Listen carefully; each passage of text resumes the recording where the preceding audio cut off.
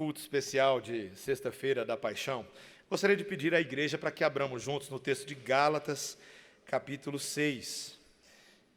Gálatas 6. Enquanto você vai abrindo, nós vamos estudar particularmente nessa noite os versículos 11 a 18, mas eu gostaria apenas de mencionar que na história da igreja protestante, livros como o livro de Gálatas, e Efésios, e Romanos, e Colossenses, foram livros fundamentais, principalmente na Reforma Protestante, para ajudar a igreja que ali se encontrava a entender a essência do Evangelho e a importância do Evangelho para as nossas vidas. E esses versículos que nós vamos ler hoje são a conclusão da carta de Paulo aos Gálatas. E eu gostaria que nessa conclusão ficasse claro para mim e para você o que é o mais importante para o apóstolo Paulo. Normalmente, aquilo que vai ser mais importante para alguém é o que você escreve no início de uma carta e no final. Não que o meio não seja importante, o meio é muito importante, mas o final dá o fechamento, a amarração de tudo aquilo que é fundamental, que é fulcral, que eles não poderiam se esquecer. Então eu gostaria que você prestasse atenção nessa inefável e maravilhosa palavra do Senhor nesses versículos que diz assim: vede com que grandes letras, ou letras grandes, vos escrevi de meu próprio punho. Todos os que querem ostentar-se na carne, esses vos constrangem a vos circuncidardes, somente para não serem perseguidos por causa da cruz de Cristo. Pois nem mesmo aqueles que se deixam circuncidar guardam a lei. Antes querem que vos circuncideis, para se gloriarem na vossa carne. Mas longe esteja de mim gloriar-me, senão na cruz de nosso Senhor Jesus Cristo, pela qual o mundo está crucificado para mim e eu para o mundo. Pois nem a circuncisão é coisa alguma, nem a incircuncisão, mas o ser nova criatura. E a todos quantos andarem de conformidade com esta regra, paz e misericórdia sejam sobre eles e sobre o Israel de Deus. Quanto ao mais, ninguém me moleste, porque eu trago no corpo as marcas de Jesus. A graça de nosso Senhor Jesus Cristo seja, irmãos, com o vosso espírito. Amém. Amém. Vamos fechar os olhos, vamos orar e pedir ao Espírito Santo que nos ajude a compreender sua palavra. Senhor Deus, ó Espírito Santo, nós estamos diante da Tua Palavra nesta noite para aprender dela, para aprender de Ti, para sermos levados àquele lugar especial onde a nossa mente se encontra com a verdade de Deus. Ali naquele local que o Senhor preparou espiritualmente para que o nosso coração seja tratado, moldado, encorajado, Senhor. À medida que usamos este fim de semana dentro desse calendário cristão, como um pretexto, Senhor, como uma ocasião para meditar naquilo que, na verdade, falamos todas as semanas. E todas as vezes que nos reunimos para cear a mesa do Senhor, ali estamos comemorando também o cumprimento da Páscoa. Ou seja, Senhor, nós não precisaríamos de uma data especial. Mas ainda assim, Senhor, nós sabemos que isso pode ser algo útil na providência de Deus para nós meditarmos no significado e nas prioridades da morte de Cristo por nós. Então, Senhor, fala conosco nessa noite, é o que eu te peço, em nome de Jesus. Amém. Amém. Meus irmãos, já fiz menção que no calendário cristão protestante, essa é a época do ano que se comemora a Páscoa. Mas eu garanto para você que se você sair por aí e perguntar para a maioria das pessoas, inclusive aquelas que se dizem de alguma esfera cristãs, você poderia pensar talvez protestantes que se dizem cristãos ou católicos que se dizem cristãos, qual é o significado da palavra Páscoa, a maioria das pessoas não sabe. Não que você tenha a obrigação de saber hebraico, mas é curioso que parece que a gente precisa de uma data do ano para se lembrar de algo que as pessoas passam o ano inteiro sem se lembrar. Algo que não poderia ser esquecido jamais. E meus irmãos, coincidentemente essa semana, preparando o sermão, estou lendo também um livro do Francis Schaeffer chamado Morte na Cidade, um livro bem fininho, mas bem precioso, em que o primeiro capítulo ele vai começar a falar sobre a necessidade de nós buscarmos um reavivamento, uma reforma espiritual nas nossas vidas. Mas no primeiro capítulo ele diz que isso vai ser impossível se você não entender o estado espiritual das coisas no mundo em que nós nos encontramos. Francis Schaeffer escreveu esse livro lá em 1984. E já em 1984, ele dizia que o estado da sociedade norte-americana, onde ele morava, e também no norte da Europa, onde ele atuava como missionário, como apologista, era um estado lastimável. Ele disse que a geração dele era culpada por ter caído numa armadilha espiritual semelhante ao que aconteceu com o povo de Deus lá nos dias de Jeremias. Ele vai lá e recapitula o que acontece lá em Jeremias capítulo 1, um livro que eu sei que você e eu não gastamos tanto tempo pensando, mas na verdade, perdão, não Jeremias, mas Lamentações de Jeremias, tá? Lamentações de Jeremias. Eu queria te parar para perguntar, quantas vezes você já leu o livro de Lamentações de Jeremias e saiu ileso? Não tem como, não tem como. Lamentações de Jeremias não é um daqueles livros que você lê em festa de 15 anos da sua filha, não. Lamentações de Jeremias é um livro difícil, porque Jeremias, o profeta, se encontrava num tipo de geração pós-cristã, lá, claro, não era pós-cristã, que Jesus viria depois, mas o estado espiritual é semelhante dessa geração pós-cristã que nós estamos passando agora. O Francis Schaeffer chama a atenção para Lamentações capítulo 1, versículo 11, que está escrito assim: todo o povo de Deus anda gemendo à procura de pão. Gemendo à procura de pão. Deram eles as suas coisas mais estimadas a troco de mantimento para restaurar as forças. Vê, Senhor, e contempla, pois o teu povo se tornou desprezível. E ele vai falar que aquela fome física, literalmente, tá? O povo de Israel estava passando por fome física. Eles estavam sitiados pelos inimigos. Tinham inimigos como o Egito, como a Babilônia. O profeta Jeremias estava vivendo no meio do povo, naquela situação catastrófica. E aí o Francis Schaeffer fala que, na verdade, não é nada diferente da fome espiritual que essa geração pós-cristã está passando hoje. Meus irmãos, existe uma fome de significado nas pessoas hoje. Eu não sei se você percebe que as pessoas estão tentando matar essa fome de significado pessoal, suprindo ela com sucesso, com ativismo pessoal.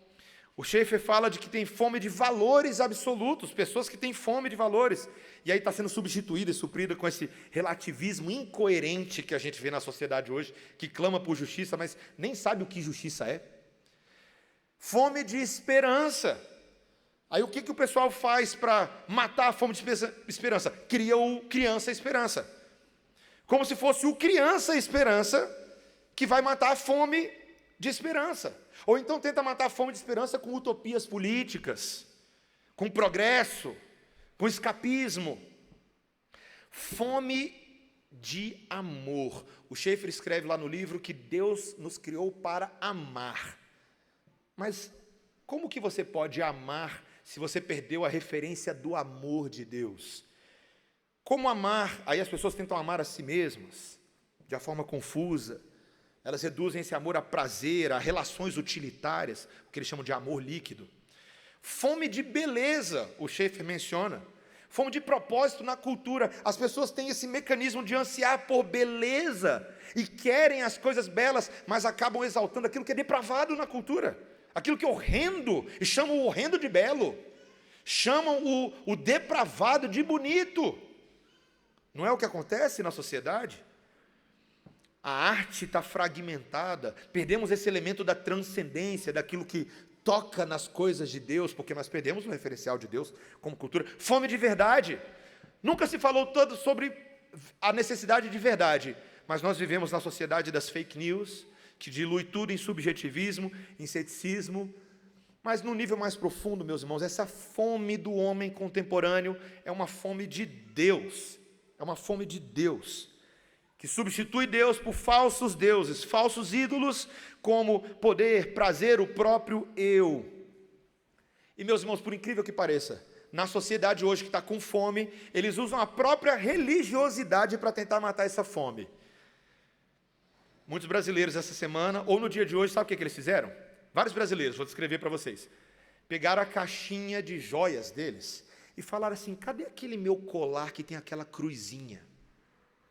Aí tem brasileiro hoje que pegou o colar de cruzinha, aí botou o colar de cruzinha e saiu na rua com o colar de cruzinha, porque hoje é dia de usar o colar de cruzinha.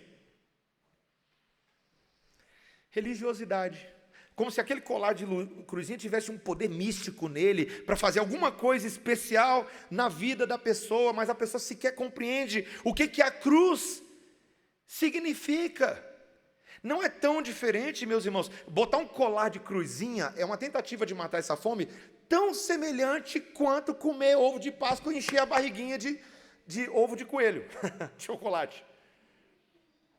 As pessoas fazem isso para tentar saciar algo. Quando o seu fim, o seu significado está nessas coisas. Não é tão diferente também dos judeus, muitos que até hoje mantêm a tradição cerimonial da Páscoa, lá em Israel e pelo mundo. Igrejas evangélicas fazem isso também, tentando reproduzir os ritos do Antigo Testamento. A gente ouve às vezes umas loucuras. Estou falando de igrejas evangélicas que teatralizam um rito de chegar na frente da igreja, se esquecendo da ceia do Senhor, tá? Que substituiu tudo isso. Aí vão lá, pegam uma tinta vermelha, botam um umbral, como se fosse o povo de Israel saindo do Egito. E aí vão lá e naquele dia a ceia é diferente, é com pães asmos. A própria religiosidade vazia, e sem entender o que Deus estava tentando fazer com aquela primeira Páscoa. Por que Deus pediu, meus irmãos? Eu quero deixar essa pergunta para vocês, que cada família israelita lá atrás deveria sacrificar um cordeiro sem defeito, aplicar esse sangue nos umbrais das portas, comer a carne assada com pães sem fermentos e ervas amargas. Por que eles tinham que fazer isso? O que Deus estava tentando mostrar para aqueles primeiros israelitas? Meus irmãos, aquela primeira Páscoa era o trailer de um filme que antecipava duas coisas. A primeira coisa era juízo, de que o Senhor ali na 10ª praga do Egito passaria sobre o Egito, ferindo os primogênitos das famílias. Mas também era um sinal não só de juízo, mas de redenção, porque o anjo da morte do Senhor passaria por cima, o hebraico Pesach, de onde a gente tira também a derivação da palavra Páscoa, tá? Literalmente, a palavra português Páscoa que a gente tem uma transliteração desse hebraico que significa passar por cima, literalmente, passar por cima. Então, as casas que estivessem marcadas pelo sangue, quando o anjo passasse, literalmente visse o sangue na porta, ele pouparia os israelitas lá dentro. E Deus falou: olha, vocês vão fazer agora uma refeição cerimonial, ali é chamado de um memorial perpétuo, que vai lembrar vocês de que a libertação dos israelitas, do povo de Deus, não veio pelo mérito de vocês, mas pela provisão graciosa de Deus, mediante aqui o sangue substitutivo de um cordeiro, porque Deus decidiu intervir na vida de vocês e tirar vocês da escravidão. Tá, pastor, então a gente não precisa fazer mais isso hoje? Não precisa. Porque, meus irmãos, tudo aquilo que era o trailer do filme se cumpriu no filme, na história que aconteceu, e que não aconteceu só lá 2000 anos atrás, com Jesus na cruz, mas que nos alcança hoje. Quando Paulo escreve essa carta aos Gálatas, já haviam se passado alguns anos, alguns dizem aqui que talvez por volta mais ou menos de 18 anos, talvez um pouquinho mais, um pouquinho menos, 18 a 20 anos, da morte de Jesus. E aí Paulo está escrevendo uma carta para uma igreja cristã, uma carta para tentar resolver os problemas daquela igreja. E aí, em vez de simplesmente entrar num tipo de psicologia ou de uma terapia momentânea, sorriam mais, sejam felizes, não, Paulo se lembra desse evento que aconteceu 20 anos antes, para lembrar aqueles Gálatas e nós, como audiência dessa epístola hoje, de que a morte de Jesus é um evento histórico que muda tudo. Muda tudo. Meus irmãos, eu não sei se as pessoas que estão mortas na cidade dos homens, tem muita gente morta hoje em dia, eles não sabem que estão mortos.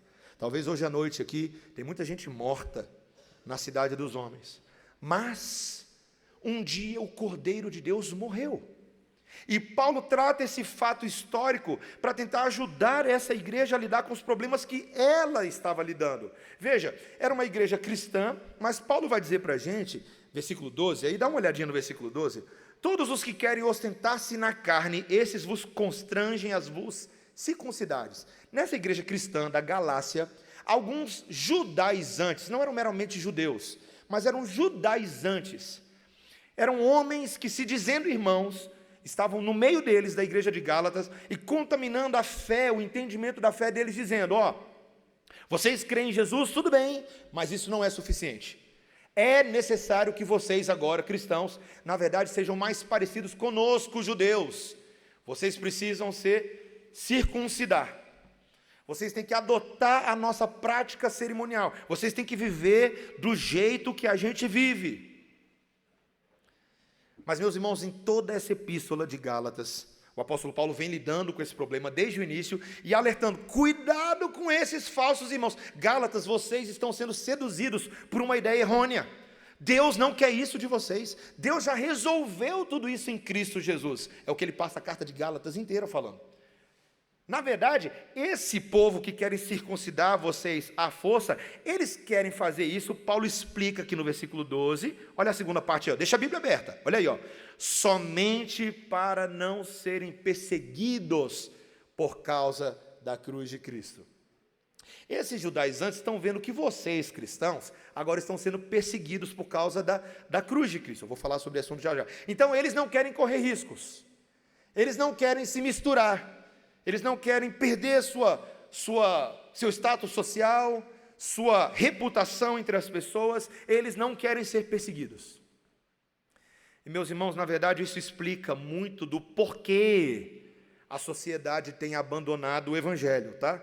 O motivo pelo qual muitas pessoas, não só lá nos Estados Unidos do Francis Schaeffer, mas aqui no Brasil também, o motivo pelo qual muitas pessoas não querem ser associados com cristão, é porque cristão leva fama ruim. Crente leva fama ruim, até hoje. Você sabe o que dá fama ruim para crente? As coisas que você menos pensaria. Sabe o que dá fama ruim para crente, por exemplo? Celebridade que se diz crente, mas não muda de vida. O que acontece quando a Gretchen se diz evangélica? Eu tive que usar alguém aqui. O que acontece quando Wesley Safadão é batizado numa igreja batista grande? Mas foi batizado, tá? Só para você saber. Foi batizado, fez mó auê.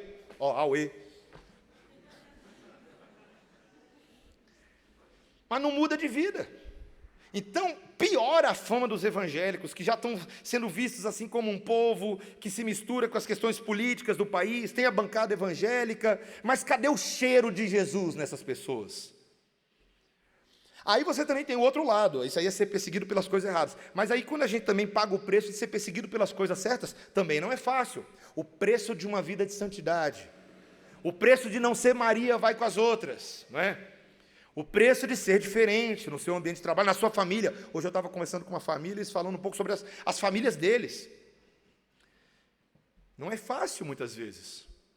Então os judaizantes queriam pular fora, mas tem muito dito evangélico pulando fora. Mas, meus irmãos, eu gostaria de dizer para vocês que Paulo vai deixar claro que o principal motivo pelo qual as pessoas não querem ser associados com a cruz de Cristo é por causa da cruz de Cristo. O próprio motivo está na frase que Paulo está dizendo. Paulo vai dizer aí, eu quero que vocês prestem atenção, quando ele diz no versículo 14: mas longe esteja de mim gloriar-me senão na cruz de nosso Senhor Jesus Cristo, pela qual o mundo está crucificado para mim e eu para o mundo. Ele repete de novo essa frase, provando para a gente que ele não está usando ela só como um jargão evangélico no início, sabe? Assim, eles não querem ser perseguidos pela cruz de Cristo. Às vezes as pessoas usam alguns jargões e acham que é só jargão. Paulo está falando, não é jargão não, eu quero falar para vocês desse negócio chamado cruz do nosso Senhor Jesus Cristo. Eu não me envergonho dela.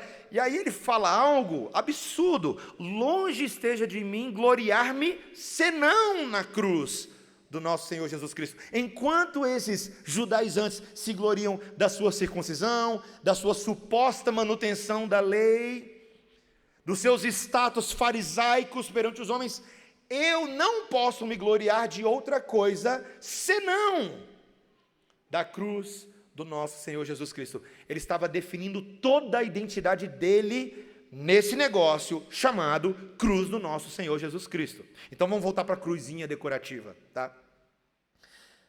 Porque hoje tem cruzinha decorativa. Gente, eu não estou aqui, se você está aí com uma cruzinha, não é disso que eu estou falando. Eu quero só tentar fazer você pensar no significado por trás. Porque tem uma cruz aqui também, né? Deixa eu ver. Tem uma aqui também, ó. Mas hoje as pessoas, nessa de você ter itens religiosos de vestuário, você tem cruz de toda cor, você tem cruz rosinha, cruz com caveirinha, cruz... Meus irmãos, o Alistair McGrath, ele escreveu um livro chamado Cristianismo, uma Introdução. E ele faz uma análise que eu vou tentar não ler muito, mas eu só quero mostrar para vocês, que ele diz o seguinte: durante os 2 primeiros séculos do cristianismo, a cruz era uma imagem rara na iconografia cristã. Não se utilizava a cruz em simbolismos cristãos. Por quê? Porque ela aludia a um método de execução pública propositalmente doloroso e horrível. Os cristãos eram absolutamente relutantes em usar no seu corpo a imagem da cruz. Por quê, meus irmãos? Porque historicamente a cruz ela não é sinônimo de conquista, de realização pessoal. Nenhum dos seus filhos nasceu ou virou para você hoje e falou assim: pai, eu quero passar no Enem e no vestibular para ir para a cruz do Calvário. Meu sonho de vida. Esse é o vestibular que eu vou fazer, papai. O vestibular para ficar na cruz. Ou para carregar a cruz. O McGrath, quando ele vai explicar, mesmo antes do que aconteceu com Jesus, ele vai explicar o que os romanos estavam fazendo na Judéia, naquele primeiro século, quando eles começaram com esse método de crucificação. O McGrath diz que a cruz era reservada para aqueles que eram sentenciados por crimes hediondos, e particularmente para as classes mais baixas do estrato social, porque os ricos não iam para a cruz, não, mesmo quando faziam coisas horrendas. A crucificação, McGrath diz, ela provia um tipo de morte particularmente lenta e dolorosa. Você sabe que hoje em dia, nos Estados Unidos, quando as pessoas morrem de cadeira elétrica, é assim, ó, pum, morreu. Mas a cruz não era assim. A cruz ela era propositalmente lenta e dolorosa. Sabe quando a gente usa a palavra excruciante no dia a dia? De onde vem essa palavra excruciante? Vocês já pararam para pensar?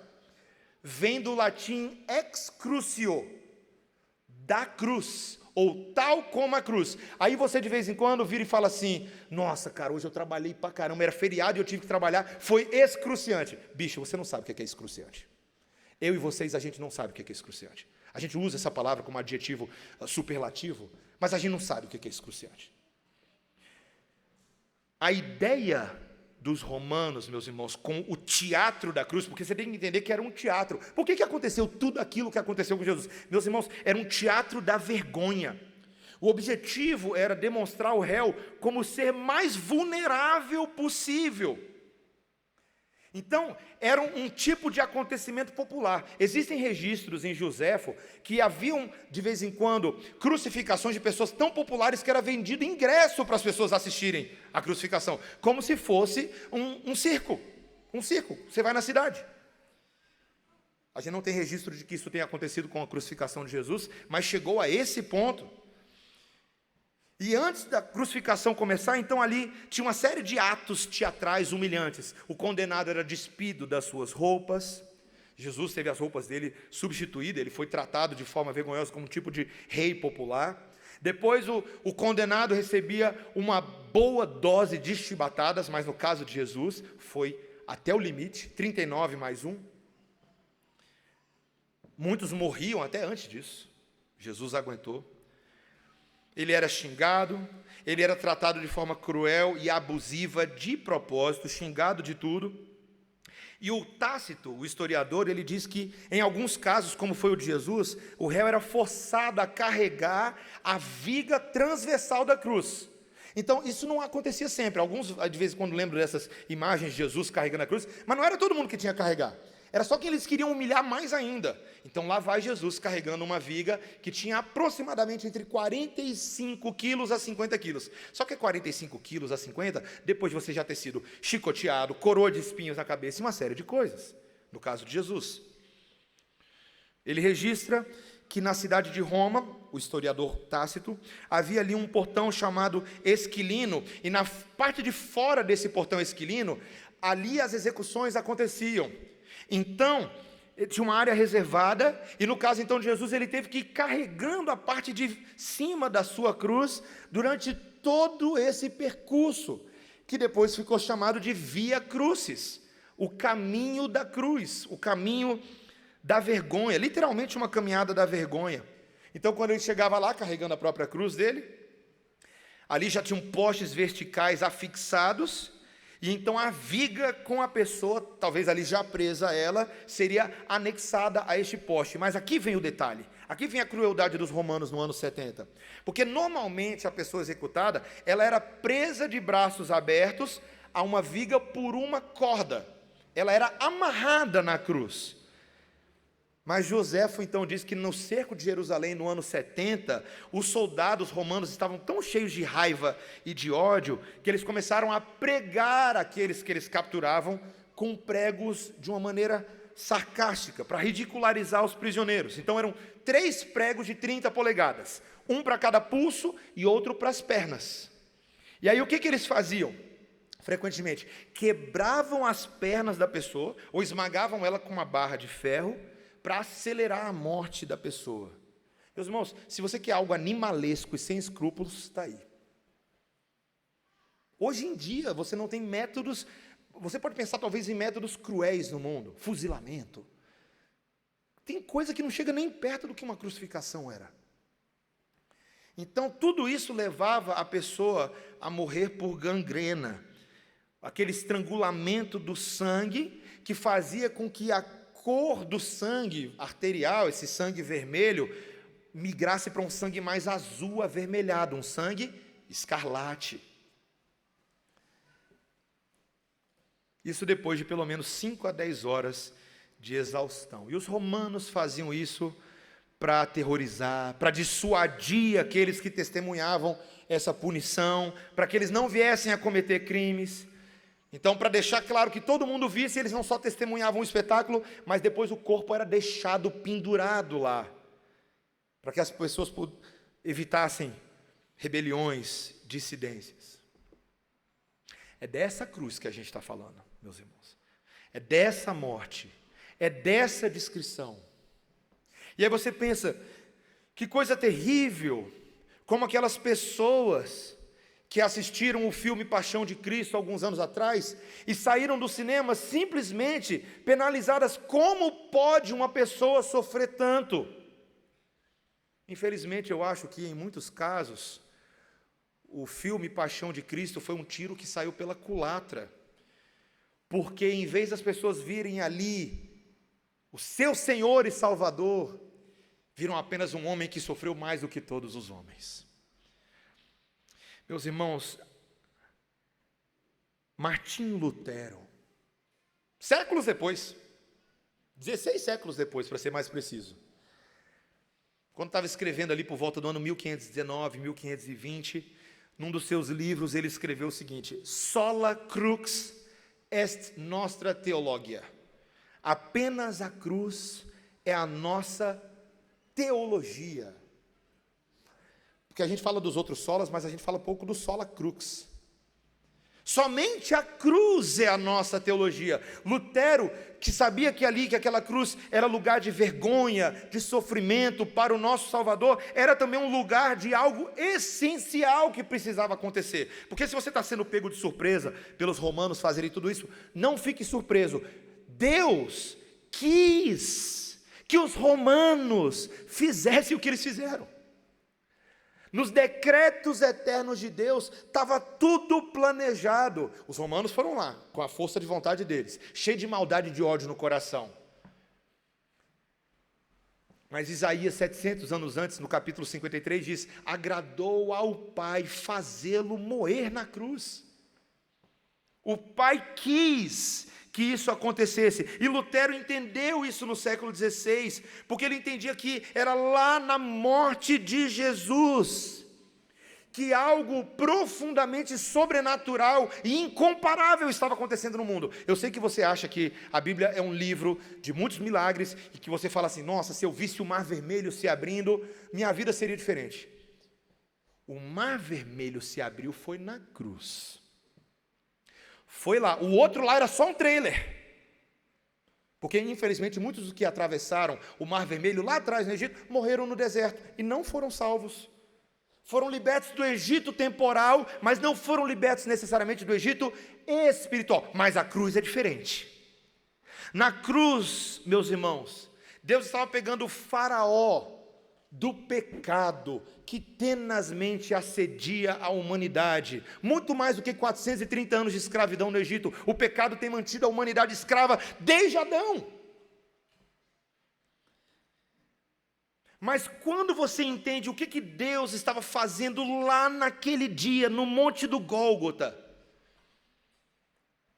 meus irmãos, e eu lembro que eu estava no seminário, e eu vou literalmente falar para vocês aqui de uma coisa que eu tinha um caderninho, e eu lembro quando o professor Derek Thomas, minha esposa chegou a pegar essa aula comigo, a gente teve uma aula de cristologia com um pastor chamado Derek Thomas. Eu lembro, meus irmãos, que eu tinha o hábito de digitar todas as minhas aulas. Eu sempre digitava para ir acompanhando. Mas o professor Derek Thomas, quando ele, na aula de cristologia, em janeiro de 2012, começou a explicar o significado da morte de cruz de Jesus, foi a hora que eu percebi assim, na minha cabeça, eu falei assim, opa, agora não é hora de digitar.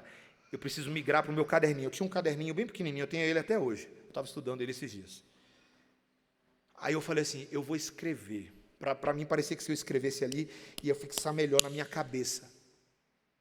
E o Derek Thomas começou a descrever o milagre que estava acontecendo naquela hora que Jesus estava morrendo na cruz.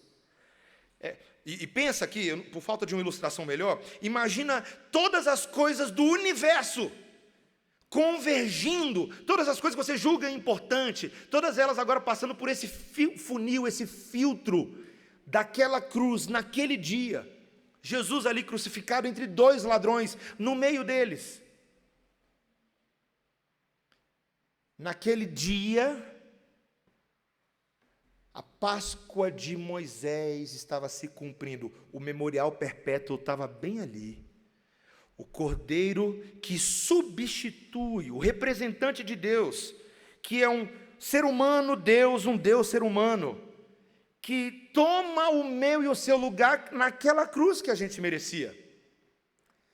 Então tem uma substituição vicária. Toda vez que você ouvir a palavra vicária, você está pensando em algo que está substituindo de forma vicária você.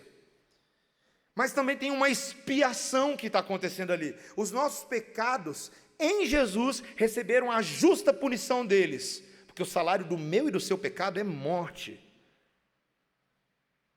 Mas não era só uma expiação, também era uma propiciação. O que significa essa palavra? A ira de Deus estava sendo aplacada, apaziguada, porque nós estávamos debaixo da ira de Deus, mas Deus pegou essa ira e lançou no próprio Filho dele. Quem faria uma coisa dessa?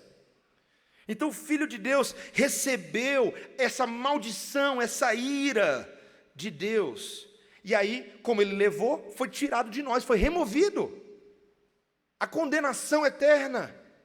Mas também houve ali uma reconciliação, vai guardando, substituição, expiação, propiciação, mas teve também uma reconciliação. Meus irmãos, o Criador e a criatura eram inimigos. Deus olhava para a gente com ira, a gente olhava para Deus com desprezo. Aí de repente, amigos de novo, reconciliados, temos paz com Deus, paz com Deus.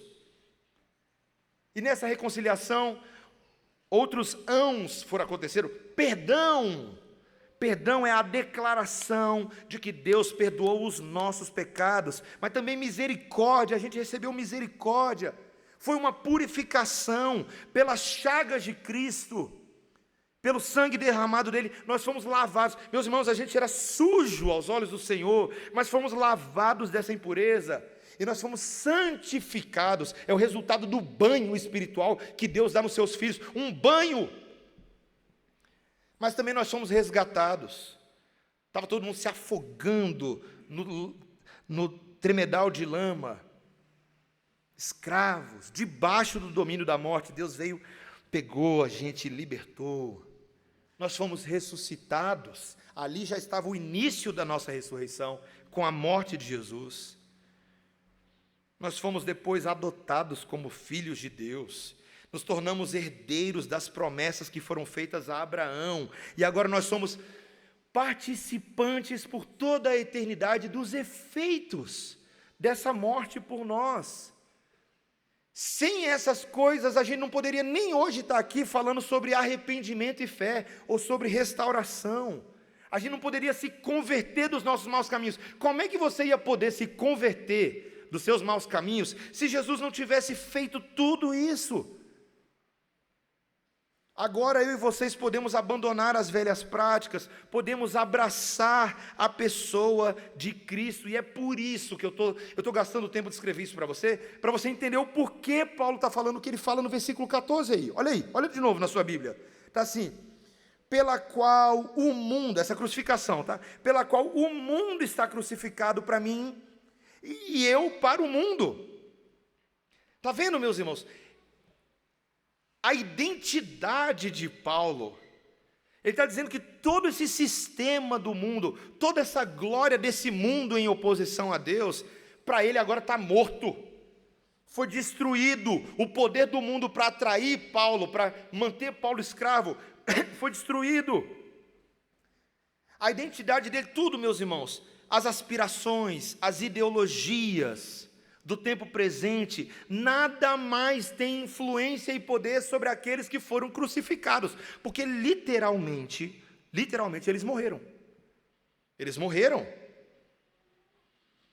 E quando a gente morre, a gente está morto mesmo. A gente morreu para os antigos desejos, morreu para as atrações do mundo, e agora, esse que morreu por nós, e nós morremos lá nele, porque ele estava representando a gente naquela cruz, cada um de nós que cremos nele, ele passa a ser o nosso novo mestre. Ele morreu para que nós não vivamos para nós mesmos, mas para aquele que por nós morreu. Meus irmãos, a melhor coisa que pode te libertar desse mundo é literalmente morrer. Eu vou contar uma coisa aqui, vai soar engraçado, mas eu vou dizer. Quando o Michael Jackson morreu, eu por um tempo, conspiracionisticamente, achei que ele estava fabricando a morte dele. Alguns pensaram isso também. Talvez ele está em alguma ilha com o Elvis Presley, né? Você sabe por que eu pensei isso? Eu acho que alguns pensaram a mesma coisa. Porque uma celebridade na vida dele, com tantos pepinos que arrumou, às vezes a melhor forma de você se livrar de dívidas e débitos é morrendo. Ou fingindo a própria morte, não é? Não é o que as pessoas dizem? Tinha uma teoria maluca de que o próprio Hitler não tinha morrido, ele tinha fugido para a Argentina. Eu não quero nem entrar nem no mérito do Michael Jackson, nem do Hitler. Eu só quero dizer que no meu e no seu caso, a gente morreu. A gente foi livre do débito do pecado e do diabo. O diabo não pode mais chegar com a faca debaixo do pescoço e falar assim, me dá o que é meu. Você fala, não dá, morri, cara. Morri, cara. Eu não tenho uma relação com esse mundo. O meu senhorio mudou. Eu não devo mais nada para você, diabo. Uma vez eu estava tentando ajudar um jovem que estava lutando com pornografia. E na época eu tinha acabado de ver um vídeo do John Piper, que ele dizia que a forma de você ajudar uma pessoa que está passando por pornografia é ensinar ela que na hora que a tentação vem e ela está com vontade de abrir o computador e ver o celular dela, coisa que ela não devia, ela tem que gritar em voz alta, eu morri! Porque o diabo vem cobrar a conta, a tentação, vem ver de novo. Aí você fala, diabo, não dá, eu morri para esse mundo. Diabo, desculpa, eu não te devo mais nada. Está pago, diabo. Está resolvido. Você declara o que Cristo fez, não o seu grande poder e a sua grande força de vencer as tentações, mas o grande poder e a grande força de Jesus de vencer a morte. Você entendeu a ideia? Então, quando você entende que a categoria mudou, olha o versículo 15, olha o que Paulo diz. Pois nem a circuncisão é coisa alguma, nem a incircuncisão, mas o ser nova criatura. Está lá os judeus e os gentios discutindo, circuncisão, não circuncida. Paulo está falando, esquece, colega. Cristo se tornou a nossa circuncisão. Nele agora nós fomos transformados. Meus irmãos, quando o assunto é salvação, os comportamentos externos, as coisas externas não importam. Salvação é transformação. Eu acho que até hoje, tem muito crente que acha que conversão é como se você pegasse uma lesma, sei lá, uma lagarta, e você pega uma lagarta, aí você prega nela 2 asinhas, e pinta bem bonitinho de canetinha, com umas bolinhas coloridas, e fala, voa agora, borboleta! Crianças, tem como você pregar 2 asinhas numa lagarta, e falar, voa, borboleta? Não, por quê? Porque ainda é lagarta. Como é que a lagarta resolve o problema? Meus amigos, tem que entrar no casulo. Tem que passar por um negócio chamado metamorfose.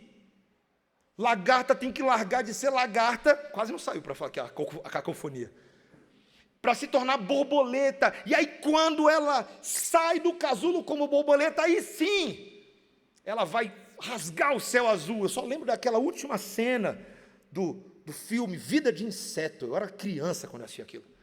Aí a lesma gordona lá, ela cria umas asinhas, eu sou uma linda borboleta, e ela sai voando. Meus irmãos, cruz é casulo, cruz é transformação, cruz é vida nova. Eis que tudo se fez novo. Quando Paulo vai dizer que já não é ele mais quem está vivendo, mas Cristo está vivendo nele, é porque aquela morte alcançou Paulo e alcança todos aqueles que creem na morte de Jesus. Perdão de pecados. Um livro, meus irmãos, em que o apóstolo Paulo bateu muito nos Gálatas, assim como ele fez com os coríntios. Bateu muito, mas ainda os chamava de irmãos. Não por causa do grande poder dos Gálatas de serem santos, mas porque ele diz, versículo 16, ele diz, e a todos quantos andarem de conformidade com esta regra. Em outras palavras, aqui o grego é um pouco complexo, mas a todos quantos se alinharem com esta crença, é isso que Paulo está fazendo um jogo de palavras entre a regra dos fariseus, mas a regra de Jesus, a lei de Jesus. Todos quantos recebem os efeitos dessa lei de Jesus na vida, ele diz aí, paz e misericórdia sejam sobre eles e sobre o Israel de Deus. Todos esses que foram lavados, remidos no sangue e na morte de Jesus, se tornam povo, Israel de Deus. Ele sabia muito bem do que ele estava falando, meus irmãos. Diferente dos fariseus que corriam da perseguição, Paulo fala no versículo 17, ninguém me moleste, ninguém me atrapalhe, porque eu trago no corpo as marcas de Jesus. Ele mesmo, na vida dele.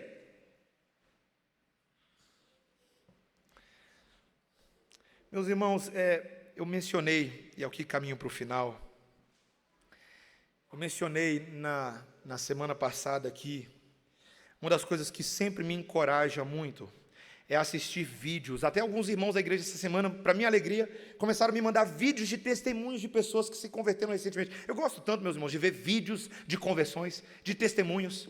Essa semana me mandaram um vídeo que eu amei, não mostrei para minha esposa ainda, de um rabino que se converteu agora recentemente, no meio da guerra. Um rabino que veio a Cristo. E, meus irmãos, eu estou falando de um rabino, de um homem que já é conhecedor de toda a Torá, de todo o Pentateuco, mas que descrevia a conversão dele como se fosse uma criança que acabou de ganhar um ticket para ir para um parque de diversão. Feliz, o brilho no olho, a alegria de falar, Jesus é o meu Senhor. Eu gosto de assistir vídeos, meus irmãos, porque me faz lembrar da minha identidade, quem eu sou.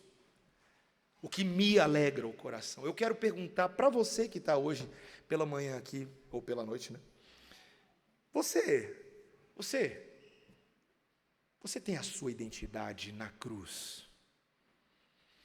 E já, ainda não, espera um pouquinho aí, tá, Valentina? Hoje não sendo culto solene, sendo sexta-feira, e a gente normalmente não faz uso de vídeo pregando porque não tem necessidade qualquer, tá? A palavra ela é totalmente suficiente. Mas eu queria usar esse momento, eu passaria no momento de aviso, mas como é a ilustração final do meu sermão, Eu quero passar para vocês agora. Eu quero fazer uma pergunta para vocês. Quantas partidas de rugby você já assistiu ou jogou na vida? Rugby. Você sabe o que é rugby? Rugby é como se fosse futebol americano sem capacete. Tá? Um esporte muito famoso na Nova Zelândia, muito famoso na Austrália, na Inglaterra. Então, essa é a minha primeira pergunta para você. Quantas vezes você já assistiu uma partida de rugby? Se a sua resposta é nenhuma, eu quero saber quantas vezes na vida você já teve vontade de visitar a ilha de Fiji. Também nenhuma? Então, rugby e Fiji tem tudo a ver com a cruz. Porque as ilhas de Fiji, insignificantes no cenário geopolítico mundial, é um dos lugares no mundo moderno onde se atestam dos maiores avivamentos que têm acontecido nos últimos 30, 40 anos. Várias e várias pessoas se convertendo. O efeito é tão grande sobre a nação, que é uma coletânea de ilhas, literalmente, ali perto da Nova Zelândia. O efeito é tão grande que isso tem transformado o país inteiro em todas as esferas, inclusive nos esportes. E a gente está chegando aí com Copa do Mundo, Olimpíadas, coisas que eu gosto muito. O time de Fiji de rugby é todo cristão. Todo cristão. Eles têm se tornado mundialmente conhecidos, porque eles são um time que tem estudo bíblico no vestiário, eles oram juntos. E eles vão para o campo. Sim, eles são jogadores de rugby, mas antes de serem jogadores de rugby, eles são representantes de Jesus. E esse time, insignificante, tá? Insignificante. Sempre teve o hábito de fazer uma coisa no campo, não importa se eles ganham ou se eles perdem. O que eles fazem? Eles cantam e eles oram sempre que terminam as partidas. Sempre. Porque a identidade deles é Jesus. E em 2016, o que o time de rugby de Fiji venceu?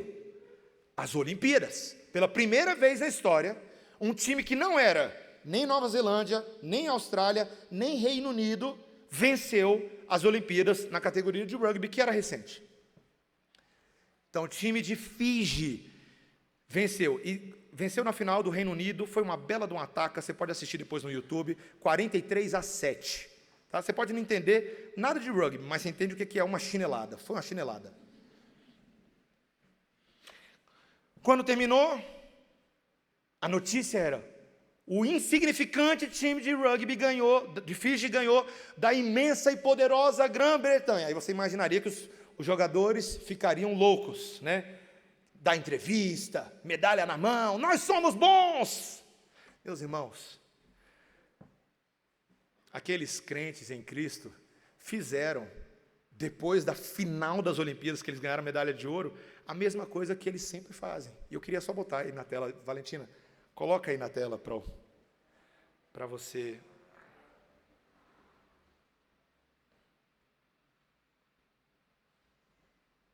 Let's listen to this for a moment.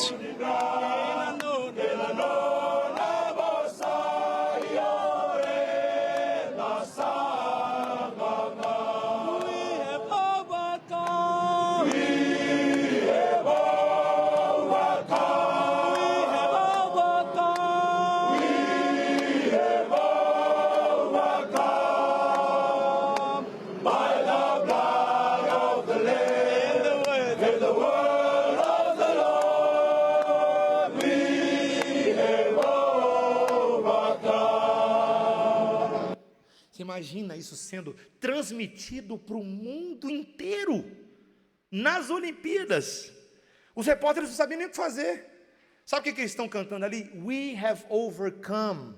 We have overcome. By the blood of the Lamb and the word of the Lord, we have overcome. Nós vencemos. Nós vencemos. Pelo sangue do Cordeiro e pela palavra do Senhor, nós vencemos. Eles cantam isso todas as vezes. Mesmo quando eles perdem jogo. Que povo doido é esse que perde jogo e canta isso? Só quem venceu de verdade. Só quem foi ressurreto dos mortos. Só quem já passou pelo Gólgota e saiu do outro lado vivo. Não posso dar muito spoiler, porque é domingo que a gente vai falar de ressurreição, né? Isso aí, meus irmãos, o nome dessa cena aí é cruz. Aquela cena, eles cantando. A cruz é real, Cristo morreu. e Ele ressuscitou para dar vida, para você poder cantar We have overcome, a gente venceu. Meus irmãos, eu realmente espero que esse avivamento, esse reavivamento que o Francis Schaeffer tanto ansiava ver nos Estados Unidos, no norte da Europa, aconteça na sua vida, pela cruz de Cristo, que você se arrependa dos seus pecados, creia em Jesus, aí você vai ver o avivamento acontecer, porque isso é avivamento. É quando Cristo entra, o sangue lava, quando você é liberto, não devo mais nada ao diabo. Porque todos aqueles que foram mortos na cruz e ressurretos por Jesus, um dia vão estar cantando lá com os jogadores de rugby, lá no céu. Todos nós, para a glória do Cordeiro que vive. Amém? Baixa a sua cabeça e vamos orar. Senhor Deus, nós sabemos que a graça do Senhor, que foram as últimas palavras que Paulo terminou essa carta, a graça de nosso Senhor Jesus Cristo, seja com o nosso espírito. É essa graça que aplica sobre nós os efeitos da morte de Jesus. Quando eu vejo esses homens gigantescos, com a orelha amassada, cantando sobre o sangue de Jesus, lá nas Ilhas Fiji, Senhor, eu fico pensando que não há limites para o efeito da cruz de Jesus na vida de nenhuma pessoa. Inclusive de nós que estamos aqui nesta noite de abril, pensando na Páscoa de Jesus, nós também podemos juntar nossas mentes, corações e o nosso gogó cantando com esses homens. E Senhor, é isso que nós queremos com as nossas vidas. Nós queremos que a nossa vida seja o perfeito louvor de uma obra real, de um mar que foi aberto em nós e através de nós. Obrigado, Senhor, porque cada um de nós nesta noite tem a oportunidade de ter somente a cruz de Cristo como sua identidade pessoal.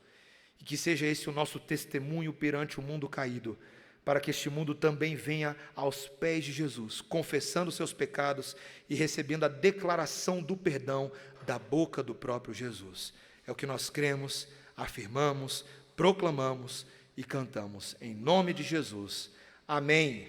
Amém. Igreja, vamos ficar de